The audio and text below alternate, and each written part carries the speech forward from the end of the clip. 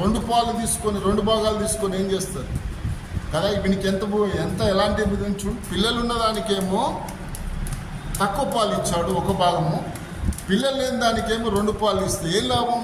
తిని పారబోసుకుంటారు. అందుకే యేసు ప్రభు లేదా వాక్యం ఏం చెప్తుందంటే వింటురా, అపరిశుద్ధులు సంపాదించిన సంపాదన అంతా కూడా ఎవరి పాలవుతుంది అంటే చెప్పండి, ఆ కుక్కలు నక్కల పాలవుతుంది కదా. వాడు తినడు, ఇంకోటి తిన్నాడు. మరి పిల్లలు ఉన్నదానికి ఇస్తే కొద్దిగా దీవించబడతాడు కదా. కుమారులు కుమార్తెలు ఉన్నారు, వాళ్ళకేమో కొంత పెట్టాడు, ఈమెకేమో ఎక్కువ పెట్టాడు కదా. ఎందుకు? ఎర్రగా బుర్రగా అందంగా ఉందని. ఆమె అందంగా ఉందో లేదో తెలియదు, కానీ ఆమెకు తక్కువ ఇచ్చాడు. చూసారా వీని ప్రేమ ఎట్లా ఉందో? వింటురా, ఎందుకు పెళ్లి చేసుకోవాలా? ఎందుకు ఒక మనిషిని బాధ పెట్టాలి కదా?